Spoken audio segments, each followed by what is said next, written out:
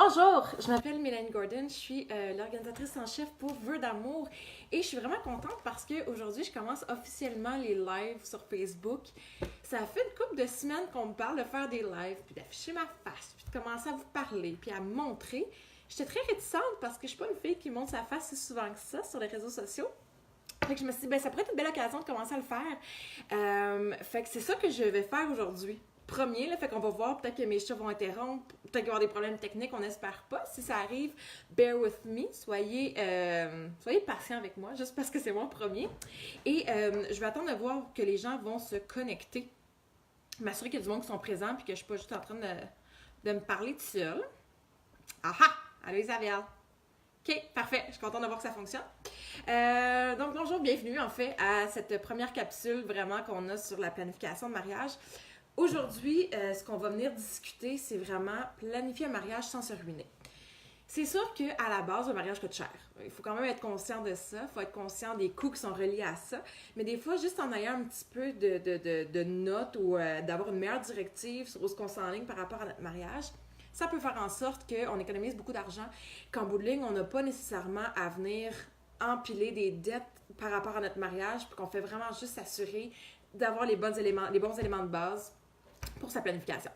Donc, je vais vous inviter à prendre papier, crayon et tout ce que vous avez besoin pour prendre des notes. Si je suis capable par la suite de vous envoyer des documents, je vais le faire, ça va me faire extrêmement plaisir. Mais si en attendant, vous pouvez noter, gênez-vous absolument pas de le faire. Et si vous avez des questions entre-temps, allez-y. Je pense qu'il y a une façon que je peux les voir. Je vois que le monde me dit allô, donc ça doit fonctionner. Fait que gênez-vous pas si vous avez des questions sur quoi que ce soit. Donc, première chose à prendre en considération quand on a reçu enfin la grande demande, puis qu'on sait qu'on va se marier, qu'on sait que ça s'en vient, c'est vraiment à la base prendre un papier, prendre un crayon, vous asseoir avec votre partenaire et déterminer c'est quoi le budget qu'on veut investir pour son mariage, c'est quoi le nombre d'invités qu'on veut avoir et c'est où les éléments pour nous qui sont importants de venir... Allô Francesca! C'est où les éléments pour nous, c'est important de venir investir notre argent, puis de s'assurer qu'on rentabilise un petit peu aussi les éléments qu'on va venir mettre en place dans notre planification. Oh, on me dit que ça bug. Si ça bug trop, je vais peut-être me déplacer. Ouh! Hey! Fallait sacrer le terre. OK, on va l'essayer encore, puis Isabelle, tu me diras si ça bug, puis si oui, je me déplacerai dans le salon. Parce qu'Internet, il y a peut-être un petit peu de difficulté, plus que ça. J'espère que ça marche. OK. Donc oui, on s'installe avec conjointe, et on regarde en premier lieu c'est quoi les éléments qu'on veut venir investir dans notre mariage. À la base, si ça peut au moins vous éclairer un petit peu, un mariage va venir coûter environ entre 15 et 20 000 en planification complète, incluant la salle, incluant la nourriture, incluant le DJ, incluant tout ce qui rentre dans une planification. On regarde autour du 15 à 20 000 $ par mariage. C'est quand même beaucoup d'argent. Honnêtement, on ne se le cachera pas, là, c'est quand même beaucoup d'éléments à venir tenir en compte par rapport à son mariage. Et ça monte beaucoup. Je veux dire, on commence à regarder à gauche, on regarde à droite, les éléments nous intéressent. Ça finit par monter vite et ça finit par coûter très cher. Donc, déjà à la base, si vous avez déjà une bonne idée de vous en tant que couple, combien vous voulez investir, si pour vous c'est 5 000 $, 10 000 $, c'est très correct, mais il faut être capable de se tenir à ça. Un coup, vous avez déterminé votre budget, le montant que vous êtes prêt à investir, faites-vous une grille budgétaire. On en a des tonnes, il y en a même comme énormément d'exemples qui existent en ligne sur au moins avoir un outil de base sur où calculer ses dépenses, combien d'argent on veut venir investir, puis faire en sorte qu'en bout de ligne, on a une bonne idée de où est-ce que l'argent va aller. Ouais, moi, chat. Allô, Léa? Oui, dis allô, Jean. OK, continue ta traversée. Donc, en ayant justement un système de classement, un système budgétaire, ça vous permet vraiment d'avoir des bons outils et de bien calculer comment on va venir rentabiliser ces éléments. Quand on regarde au niveau du budget, on va vraiment venir regarder en premier lieu la salle. C'est là qu'il y a le plus d'éléments qui sont dépensés pour le mariage. En général, une salle, la nourriture et tout ce qui rentre à l'intérieur de ça compte pour environ 40% de son budget. C'est énorme, c'est énormément d'argent. Elle n'arrête pas. C'est énormément d'argent, c'est énormément d'investissement. Il faut s'assurer que le prix qu'on va venir chercher par personne pour sa planification soit intéressant. Si on a un budget de 10 000 $, puis qu'en bout de ligne, on se dit, ben la nourriture, où est-ce que nous on s'en va, exemple que c'est 75 $ par personne, on a 100 invités. Veux pas, ça monte déjà à 7 500 $. Fait qu'à la base, d'une bonne planification, mais il faut trouver une salle qui va venir rentrer dans votre argent, qui va venir rentrer dans le budget que vous vous étiez fixé. Et parce que vu que c'est 40% du budget, ça va monter énormément en bout de ligne le plus d'invités que vous avez. C'est sûr que si vous en avez 25, 30, 40 invités, c'est moins dramatique. Vous pouvez plus rester dans vos affaires, mais en ayant un budget par personne qui augmente beaucoup, c'est sûr qu'on vient délimiter un petit peu plus où est-ce qu'on va venir investir son argent. Donc, premier lieu, on fait un écran budgétaire, on se divise vraiment sur ces montants d'argent, on s'assure qu'à l'intérieur de ça, on peut inclure tout ce qu'on veut par rapport à la planification. Ce qu'on veut retrouver au niveau de la salle, qui rentre dans ce 40%-là du budget, on peut même l'augmenter à 50%, on va prendre en considération tout ce qui est nourriture, fait que le plat par personne qui est servi la soirée du mariage, le buffet de soirée, canapé, tout ce qui rentre dans le cocktail avant le mariage, cocktail après le mariage, le bar, si vous décidez d'avoir un bar sur place, le vin avec le repas, tout ça rentre dans votre grille budgétaire. Et honnêtement, une grande partie de l'argent qui est dépensé par rapport à un budget de mariage au niveau de la salle, c'est en alcool. Parce que les gens veulent être généreux, veulent fournir beaucoup d'éléments, veulent que les invités en aient pour leur argent, et c'est très correct de le faire. Il faut juste s'assurer que quand on le fait, on a déjà une bonne idée de combien ça va nous coûter. Moi, ce que j'essaie tout le temps un peu de dire aux gens, exemple, bar open. Hyper bonne idée, les invités vont vous adorer, mais soyez vigilants. Tu sais, il y a des places où le bar open, il vous charge un montant par personne pour le bar open. C'est tellement plus intéressant parce qu'on le calcule puis on sait exactement, OK, mon bar va me coûter 2000 $, OK, mon bar va me coûter 500 $. Il y a quand même moyen de venir offrir énormément de qualité, de quantité à vos invités, sans nécessairement qu'en bout de ligne, le lendemain, ça vous coûte un 6-7 000 $ parce qu'on n'avait pas nécessairement, on n'était pas au courant de combien ça allait coûter la journée même. Si on a le moyen de le faire, tant mieux, gâtez-vous. Si on est plus restreint dans le budget qu'on a, assurez-vous, on va dire bye à Léa. Okay.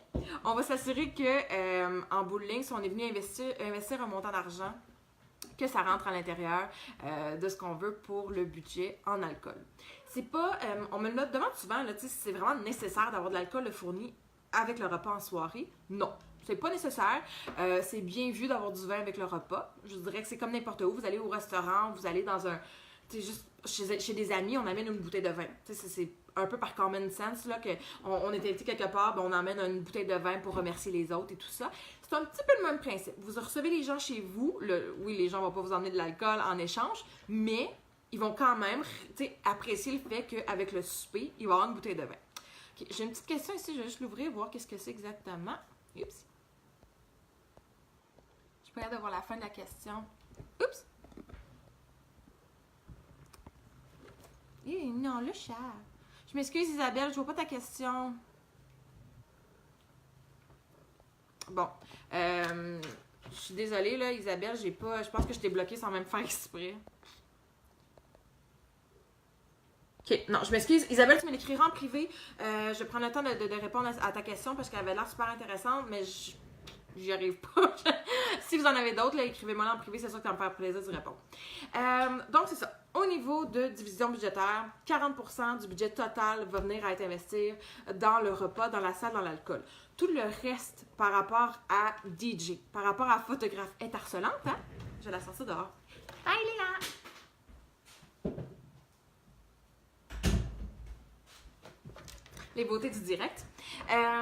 Donc oui, on a la salle, 40% par rapport à la journée du mariage. Tous les autres éléments qu'on rentre à l'intérieur de ça, on va retrouver DJ, on va retrouver photographe, on va retrouver la décoration, on va retrouver, honnêtement, n'importe quoi qui va venir rentrer dans une planification va venir rentrer dans mon budget, évidemment. En général, les gens essaient de ne pas rentrer là-dedans, la robe, les bouquets et les autres éléments qui sont un peu plus superflus. Faites-le. Parce que, honnêtement, un coût pour une robe monte assez rapidement, merci. Fait que si on investit puis on se dit, bah, je ne compterai pas la robe de mon mariage dans ma planification, mais malheureusement, si la robe elle coûte un 2000 $, c'est un 2000 $ de plus dans votre budget. Fait que comptez-le dans la totalité du budget que vous voulez mettre, que votre robe va être un 2000 $. Si c'est offert en cadeau, tant mieux, on a moins besoin de le compter. Mais en général, prenez jamais pour acquis que ça va être compté ou que ça va être offert en cadeau. Comptez-le tout le temps dans votre planification pour au moins avoir un bon budget total par rapport à ça. Donc, quand on fait la division comme ça, puis qu'on a toutes les échelles de chaque élément qu'on veut venir planifier avec le budget qu'on veut venir établir par rapport à ça, faites une division budgétaire pour voir combien réalistiquement vous pourriez investir dans chaque catégorie. Comme je vous mentionnais, la salle, c'est un 40%. Puis il y en a plein d'outils qui existent. Là. Comme je vous dis, moi, je peux vous en envoyer par la suite pour que vous ayez vraiment une idée budgétaire de combien investir. Mais c'est important de venir diviser son budget total pour savoir exactement combien est-ce qu'on peut venir dépenser dans le DJ, dans le photographe, dans le gâteau, pour pas que vous soyez dans le trou à la fin de la journée. Ce qu'on veut éviter, c'est que quand vous avez fini de tout planifier, vous arrivez à la fin de la journée, on s'assoit, on regarde le budget, puis on se dit on avait un budget de 20 000 on est rendu à peut-être 25 000 parce qu'à gauche et à droite, les coûts se sont accumulés. Puis finalement, on est peut-être un petit peu tombé dans les cracks de où est-ce qu'on voulait venir investir son argent. Fait qu'il faut faire attention à ça. Un coup que la division budgétaire est faite puis qu'on commence à faire du magasinage de fournisseurs, c'est important de venir comparer des pommes avec des pommes. J'ai souvent des clients qui me contactent puis qui me disent « OK, on a booké la salle, on a booké un DJ, on a booké un photographe, aide-nous avec la suite des choses. » Fait qu'ils ont déjà certains fournisseurs de réservés à la base. Et là, quand on fait le comparatif, ou que même quand je fais des recherches pour le client pour venir voir les différents prix, on réalise souvent que finalement, on n'a pas nécessairement comparé les bons éléments quand on a fait des recherches de fournisseurs. Ce qui a fait en sorte qu'on a peut-être dépensé un peu plus pour des éléments qu'on aurait pu avoir gratuitement ailleurs, qu'on aurait pu avoir de meilleure qualité. Fait que c'est important de quand on fait des soumissions et qu'on veut venir comparer, c'est important de le faire. Là, je pense que même dans mon industrie, dans moi qui fais de la planification de mariage, j'invite le client à magasiner. Vas-y, magasine, parce que c'est là que tu vas voir ça fait-tu avec les différents fournisseurs? Est-ce que pour l'argent que tu investis, il y a une rentabilité? Est-ce que c'est quelqu'un qui a de l'expérience? Mais il faut venir comparer les pommes avec les pommes. Si, exemple, on regarde un DJ. OK, on va prendre un DJ qui va être un montant fictif de 1 000 $ pour la soirée. Qu'est-ce que lui offre à 1 000 $ pour sa soirée? C'est quoi son nombre d'années d'expérience? C'est quoi le style de musique qu'il va venir jouer? C'est quoi le système de son, éclairage, micro, haut-parleur qui vont être fournis durant la soirée? Ça a l'air un petit peu superflu parce que quand on ne le sait pas, qu'est-ce que ça prend? Mais un coup que tu reçois une soumission, c'est facile après ça de venir le comparer avec d'autres styles de fournisseurs et de voir lequel va rentrer dans ce que moi je viens rechercher cette journée-là. Oui, un DJ à la base va mettre de la musique, va être bon sur place. N'importe quel DJ, honnêtement, peut faire une bonne job. Mais si on va avoir une vraiment belle ambiance durant la soirée puis que les gens se rappellent du DJ, il faut quand même avoir un DJ qui est quand même assez excellent. Parce que les invités, en bout de ligne, si on enlève tout le superflu du mariage, vont se souvenir de la nourriture, de l'ambiance, et vont aimer voir vos photos. Fait que c'est comme un peu ça les trois branches où on veut venir mettre un petit peu plus d'énergie pour au moins s'assurer qu'on a une belle soirée à offrir à nos invités et aux gens qui vont être sur place. Donc, quand on vient faire le comparatif entre des pommes avec des pommes, on peut venir voir aussi c'est quoi la différence budgétaire. Pour un DJ qui a le même service qu'un autre, avec le même nombre d'années d'expérience et qui offre les mêmes éléments, bien, s'il y a 300, 400, 500 $ de plus pour un certain DJ, bien, on peut venir décider où est-ce que nous, on veut venir mettre son argent. Est-ce qu'on veut faire confiance à cette personne-là qui charge un peu plus ou on veut faire confiance à celui qui offre, qui charge un petit peu moins cher pour la même qualité-prix? Là, où est-ce que les gens viennent souvent faire des erreurs, c'est qu'ils viennent comparer pas pommes avec des pommes. Ils comparent, par exemple, un DJ qui a 14 ans d'expérience et qui charge 1 000 $ par soirée avec un DJ qui a peut-être 2 ans d'expérience et qui va charger 500 $ pour sa soirée. Ça ne veut pas dire qu'en bout de ligne, vous allez avoir la même qualité-prix. Même principe pour un photographe. Moi, je trouve que c'est la sphère pour moi personnellement, où est-ce que c'est là que je viendrais investir mon argent en me mariant. Je veux des photos qui vont être sur la coche, là, qui vont vraiment être nice, qu'on va regarder et qu'on va dire « Oh my God », comme je revis les sentiments de mon mariage. Moi, c'est ça l'intérêt que je vais avoir d'une journée de mariage en me disant « Je veux investir mon argent là ».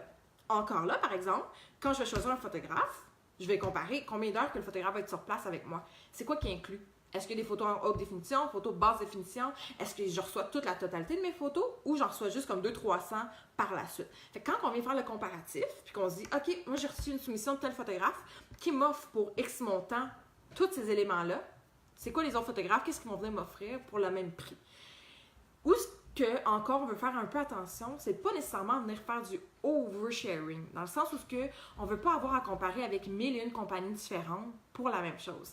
Allez-y avec vos coups de cœur, allez-y avec ceux que vous avez reçus des références, ceux qui viennent vous rechercher, ceux que vous avez l'impression qu'ils vont être là avec vous la journée même, que ça va bien aller. Tu sais, vous ne voulez pas un mariage, c'est une journée. Une journée qui est quand même très longue, on va se le dire, mais c'est une journée.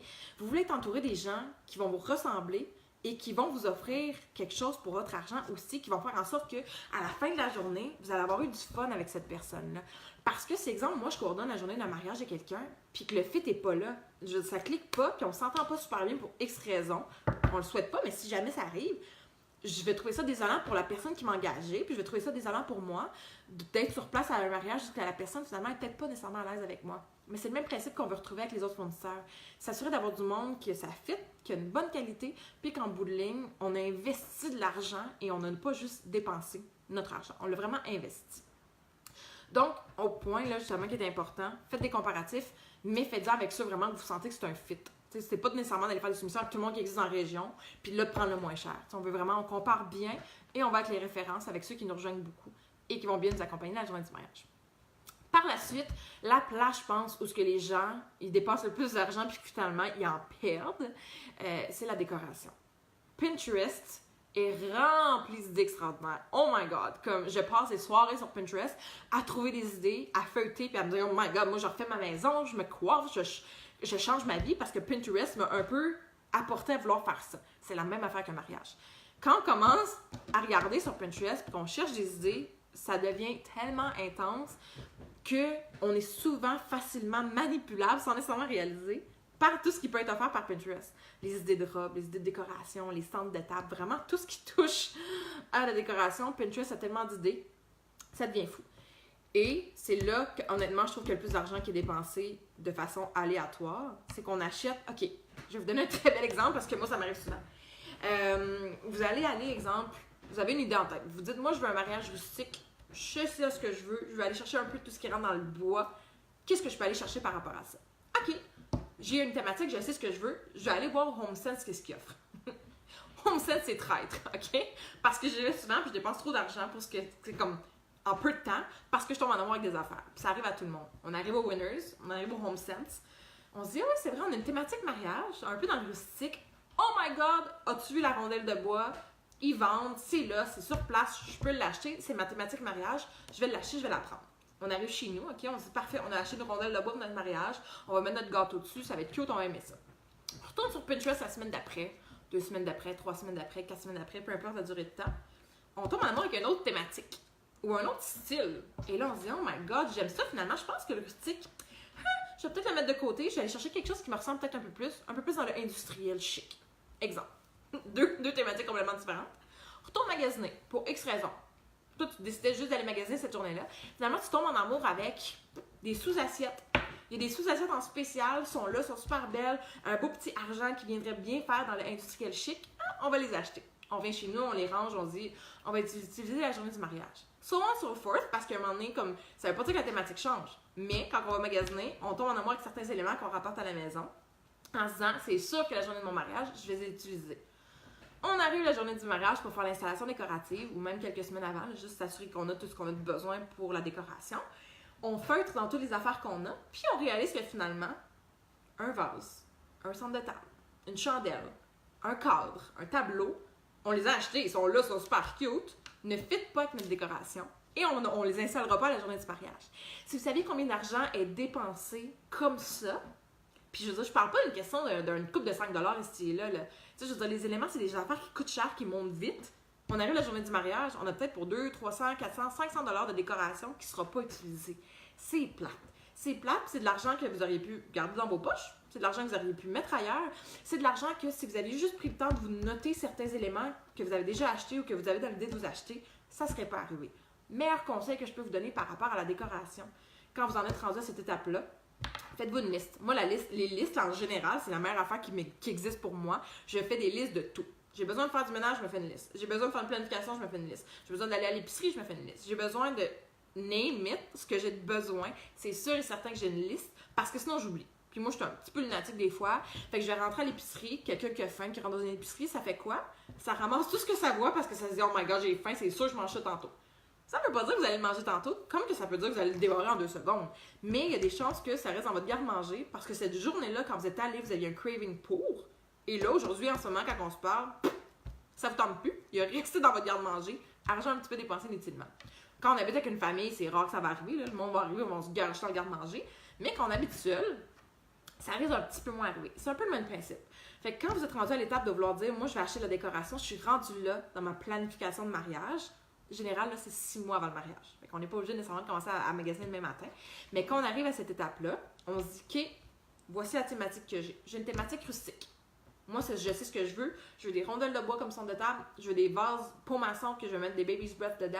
Je veux des sous-assiettes, les charger plates qu'on appelle, là, qu'on met en dessous des chaises. Oui. En dessous des assiettes d'une certaine couleur.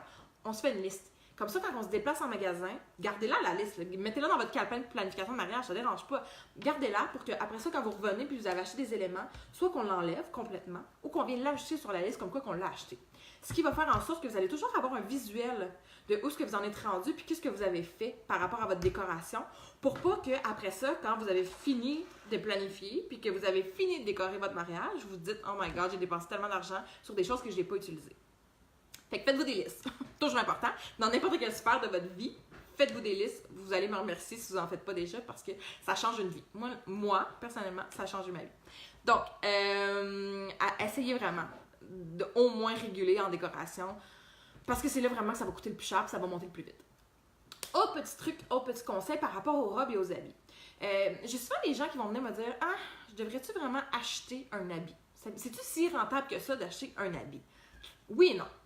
Oui et non, dans le sens que si vous avez un emploi, là, vous, votre conjoint, là, les gens qui vont vouloir s'acheter des habits, le cortège et tout ça, si vous avez un emploi qui vous demande d'avoir un habit à tous les jours, oui, ça peut valoir la peine d'en acheter un parce que vous allez le réutiliser. Que ce soit les pantalons propres, que ce soit la chemise, que ce soit le nœud papillon, la cravate, ça va être éventuellement réutilisé. Quelqu'un qui travaille, exemple moi, qui travaille de chez nous, en général, je suis en pantalon comme joggers avec un gilet de pyjama, aucune utilité, bon, je ne mettrais pas un habit, mais aucune utilité de garder des belles robes de gala que je ne remettrais pas nécessairement. Même principe qu'un gars qui va travailler n'importe où, va travailler dans un magasin, dans un restaurant, dans un... Tu sais, peu importe où ce que la personne travaille, si tu n'as pas à mettre un habit au quotidien, l'utilité d'acheter un veston, c'est pas si nécessaire que ça. C'est facile de le louer. Encore là, on va comparer. Est-ce que c'est plus rentable d'acheter ou est-ce que c'est plus rentable de louer? Il y a des compagnies, vous allez louer, vous allez dire, c'est des peanuts parce que je ne le garderai pas, j'en ai pas besoin après, je le retourne. Comme que d'autres compagnies, si je regarde un peu plus, exemple, Mode Mobile à Gatineau, c'est quasiment le même prix, achetez-le ou louez ailleurs. Mais achetez-le parce que la rentabilité est plus intéressante. Les robes, par exemple, moi, ce que je conseille tout le temps, donnez le choix aux filles. Parce qu'il n'y a pas énormément de compagnies qui offrent de la location de robes, malheureusement. Mais c'est pas qu'il y a un service qui est si offert que ça. Les robes usagées, c'est tout le temps un petit peu difficile parce qu'il faut que ça soit ta grandeur, il faut que ça soit ton style. Est-ce que c'est facile après ça de venir la recoudre ou de venir la faire arranger? C'est des questions, honnêtement, que vous devez un petit peu faire le tour, voir si pour vous c'est rentable. Mais des robes de demoiselles, il y a des compagnies à Montréal, il y en a même en ligne là, qui font de la location de robes. Ça peut être intéressant parce que si encore là, vous êtes pour pas la réutiliser, cette robe-là, pas la remettre, il n'y a pas une énorme utilité à l'acheter. T'sais, rendu là, vous vous dites, OK, on va la louer, on va essayer de trouver un modèle qui fait à tout le monde, venez faire la location, l'utiliser, puis on retourne le lendemain. Il y a même des compagnies maintenant qui sont rendues à faire ça pour les vêtements. Vous louez des habits, Chic Marie, là, entre autres, ils font ça. Vous allez sur ce site-là, ça c'est plus des habits de tous les jours, mais quand même. Vous allez sur le site, vous sélectionnez les habits que vous voulez, robes, tailleurs, chandail, pantalon. Vous recevez tout ça chez vous. Vous l'avez pour une durée de temps, là, je ne veux pas m'avancer, mais exemple, un mois ou une semaine. Vous l'avez chez vous, vous les portez, et quand vous êtes tanné de les mettre, vous les retournez, ils vous renvoient du linge. Honnêtement, c'est un principe qui est génial. Comme la personne qui a pensé à ça, c'est vraiment très cool. C'est un principe que, au lieu de le garder, surtout du monde qui se tanne facilement de leurs vêtements, louer le linge. Oui, l'argent ne vous revient pas en bout de ligne, mais vous allez toujours pouvoir avoir des nouveaux vêtements, du nouveau linge, le reporter quand ça va vous tenter, pas avoir à vous casser la tête avec ça. Donc, comparez. Comparez entre location, achat, qu'est-ce qui est le plus rentable pour vous, puis c'est où les éléments où vous allez pouvoir un petit peu venir couper votre argent. Dernier élément que je voulais regarder avec vous par rapport à comment justement économiser un peu plus sur le budget, puis comment faire attention à nos éléments, c'est au niveau des cadeaux d'invités. Cadeaux d'invités et décoration, en fait, là, ça va revenir au même principe où moi, je suis un peu le style de décoratrice en tant que telle, où je réutilise beaucoup les éléments.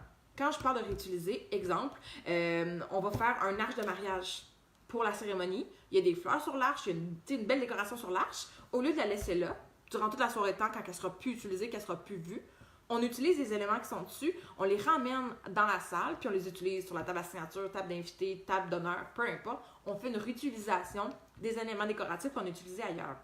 Même principe pour les cadeaux d'invités. Moi, je suis du genre, ce que je suggère à mes clients, en fait, c'est de dire, est-ce qu'il y a un cadeau d'invité? Premièrement, est-ce que ça vous intéresse d'en donner un? C'est nécessaire pour vous de le faire. C'est un beau petit remerciement, mais tu sais, c'est personnel à chaque personne. C'est vraiment d'aller selon ce que vous voulez offrir aux gens. Est-ce que c'est quelque chose qui est intéressant pour vous, premièrement, d'offrir? Et dans le cadeau que vous allez donner, qu'est-ce qui va faire en sorte que vous allez pouvoir réutiliser ce cadeau-là? Exemple, j'ai des gens qui, au lieu de vouloir avoir un gâteau traditionnel de mariage à 3, 4, 5 étages, vont se dire, on va faire juste un petit tiers, là, juste un petit morceau de gâteau qui va être cute, on va faire une officielle coupe de gâteau dessus, mais on va offrir des cupcakes en cadeau aux invités. Cupcakes, donuts, peu importe vraiment. Là. On va offrir un autre petit quelque chose aux invités. Par contre, la salle, à l'intérieur de son menu 3, 4 services, offre déjà un dessert. Donc, étant donné que les gens planifiaient déjà d'acheter un dessert supplémentaire pour les invités, moi, je leur dis souvent, mais pourquoi vous n'allez pas juste acheter des belles petites boîtes que la personne va pouvoir mettre un cupcake dedans, partir avec, et ça va être votre cadeau d'invité que vous allez leur offrir. Les gens avaient déjà l'idée de le manger durant la soirée. Ça l'empêche d'avoir du gaspillage parce que vous n'allez pas être pris avec des beignes puis des donuts en soirée que vous allez devoir apporter chez vous. Les gens repartent avec quelque chose et en même temps, ça leur fait un cadeau d'invité. Un plus en plus de ça, si vous mettez le cupcake sur la table d'invité avec les gens, vous pouvez très bien sur le petit carton mettre le nom de la personne qui fait votre marque-place. Donc, dans ce cas-là, au lieu d'avoir à dépenser pour un marque-place, pour un cadeau d'invité et pour n'importe quoi d'autre que vous voulez venir afficher sur ça, vous avez un item qui compte pour tout. La nourriture en dessert, exemple dans ce cas-ci, vous allez avoir par la suite le name tag de la personne qui va être installé en avant de sa salle, ou en avant de sa chaise en fait. Fait qu'on a réutilisé 3 éléments pour faire un objet. Puis il y a beaucoup d'éléments comme ça que vous pouvez faire en utilisant 3-4 aspects différents qu'on vient réutiliser la journée même. Comme je mentionnais tantôt, l'arche pour la cérémonie du mariage, la décoration de chaise si vous avez une décoration de chaise. C'est tout ce qui rentre dans, on l'utilise pendant un certain temps pour une période pour quelque chose, on vient le réutiliser par la suite pour quelque chose d'autre. Ça économise énormément d'argent.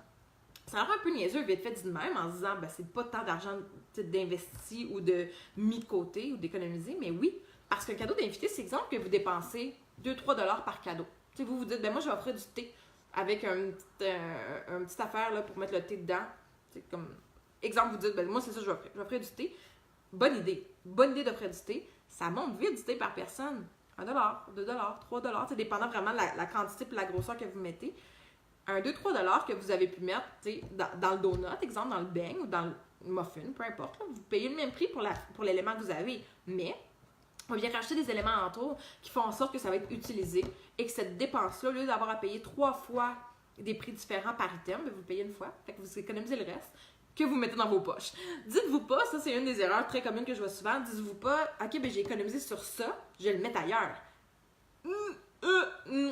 Plus ou moins. Parce que si vous faites ça, dans vos lignes, vous n'allez pas avoir économisé d'argent. Vous allez avoir utilisé l'argent que vous étiez censé mettre dans un élément. Vous allez le mettre ailleurs.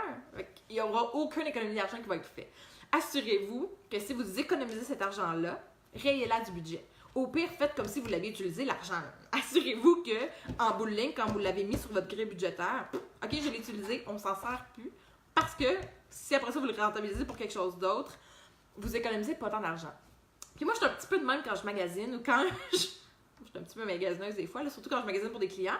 Je vais aller me promener puis je vais me dire « Ah, ben c'est un rabais! » Fait que je le prends parce que c'est un rabais puis on est toutes de même. Les affaires sont un rabais, on les achète. Fait qu'on l'achète parce que c'est un rabais. Puis là, on se dit « Ah, ben je voulais peut-être m'acheter ça, mais là, j'avais pas les moyens, mais là, ça, c'est un rabais. Fait que là, je l'ai moins cher, fait que je vais l'acheter. » En bout de ligne, on n'économise pas du tout. Fait que notre rabais qu'on avait sur notre élément, oui, on va avoir quelque chose de plus pour, mais on n'a absolument pas économisé notre argent. Fait que si votre but est d'économiser et de faire en sorte de ne pas buster un budget dans votre planification de mariage, assurez-vous de ne pas dépenser votre argent que vous avez de superflu finalement. Parce que ça va augmenter en bout de ligne sur tout ce qui est budget. En terminant, merci premièrement de m'avoir écouté. Merci d'avoir été là. J'ai l'impression que j'ai comme garoché tout ce que j'avais à vous dire. Si vous avez des questions spécifiques, comme Isabelle, tantôt qui avait une question pour moi, je n'y vois absolument pas. Ça me fait plaisir de pouvoir répondre à toutes les questions que vous pourriez avoir. Puis à chaque mois, j'aurais le goût de dire à chaque semaine, là, mais je vais commencer au moins en y allant une fois par mois pour exactement comment, si vraiment c'est quelque chose qui est intéressant pour vous. Mais si vous avez des questions que vous voulez que je réponde, si vous voulez que je prenne le temps de faire une capsule sur quelque chose qui vous concerne vous en tant que tel, gênez-vous absolument pas. Envoyez-moi vos questions, ça me fait plus que plaisir d'y répondre. Pleinement, depuis les années que je fais des mariages, j'en ai fait des mariages, je les ai connus, tous ces faux pas-là, tous les éléments qui pourraient vous concerner, le budget. Puis j'essaie beaucoup de vous donner l'information qui va vous être utile, puis que ça va être tangible plus que juste du superflu qu'on donne comme ça. Surtout qu'une planification de mariage, il y a beaucoup d'éléments qui rentrent là-dedans. Fait que ce que je veux éviter aussi, c'est que les gens disent « Ah, l'avoir su d'avance, j'aurais pu aligner mes éléments. » Fait que je n'y vais absolument pas de vous poser les questions que vous voulez me poser. Aussi, je veux vous faire un petit cadeau. J'aimerais vous offrir des documents pour vous aider dans votre planification. En fait, j'ai 2 documents qui pourraient vous être potentiellement utiles. Moi, j'ai beaucoup de mariés qui vont l'utiliser parce que justement, ça rentabilise beaucoup où est-ce qu'on vient investir notre argent. Donc, c'est une grille budgétaire où est-ce que toute votre division d'argent, en fait, que vous pouvez venir calculer, qui calcule exactement qu'est-ce que vous avez investi comme argent, comment vous allez le dépenser, puis qui se calcule tout seul. C'est un document Excel là, qui est super génial, qui se calcule tout seul, puis qu'à la fin, il va vous dire voici où est-ce que vous êtes rendu dans votre budget et voici qu'est-ce qui vous reste dans votre budget à dépenser. Fait que ça, c'est le premier outil, puis l'autre, c'est un document dans le même style, mais en Word. Fait que là, vous allez pouvoir indiquer, tu sais, faire la division. Moi, je suis très manuelle, là. Je travaille encore avec des papiers, des crayons, je suis un peu fan de ça. Fait que vous pouvez noter exactement sur le document, OK, 40% de mon budget de 15 000 ça donne X montant. Voici le budget que j'ai pour mon DJ. Voici le montant que j'ai pour mon photographe. Voici le montant que j'ai pour X éléments. Fait que ça vous permet vraiment de travailler votre document en temps et lieu. Fait que si c'est quelque chose qui vous intéresse, écrivez-moi en privé avec votre courriel en disant « Ah, j'ai regardé ta vidéo, ça m'intéresse d'avoir les documents. » Et je vais pouvoir vous les envoyer par courriel. Éventuellement, je vais peut-être me mettre à faire des web séminaires et des affaires comme ça qu'on peut envoyer directement les documents aux gens. Pour l'instant, le bon vieux Facebook fait très bien mon affaire, puis je suis très satisfaite de ça. Mais si c'est quelque chose qui vous intéresse, là, puis que vous voulez avoir des documents, ça me fait extrêmement plaisir de le faire. Et sur ce, je sais que j'en refais un autre live au début du mois de décembre. Restez à l'affût, là, si jamais je décide d'en faire d'autres, ils vont être disponibles. Là, je vais essayer d'en parler le plus possible pour vous donner un peu plus d'informations. Et je vais essayer de mettre un petit peu plus ma face là, sur les réseaux sociaux, Facebook, Instagram. Parce à tous les jours, il y a quelqu'un qui me dit « On ne voit jamais sur ton Instagram d'entreprise ou sur ton Facebook. » Fait que je vais commencer à faire ça. C'est ma résolution pour le janvier, que je vais commencer au mois de novembre, parce qu'il n'est jamais trop tôt pour commencer une résolution. Fait que c'est là que ça se passe. Donc, je vous remercie beaucoup pour votre temps. Je vous souhaite une excellente fin de soirée. Et n'oubliez pas, vous avez des questions. Gênez-vous pas, envoyez-moi votre courriel par message privé pour que je puisse vous envoyer les beaux petits outils que j'ai pour vous. Merci!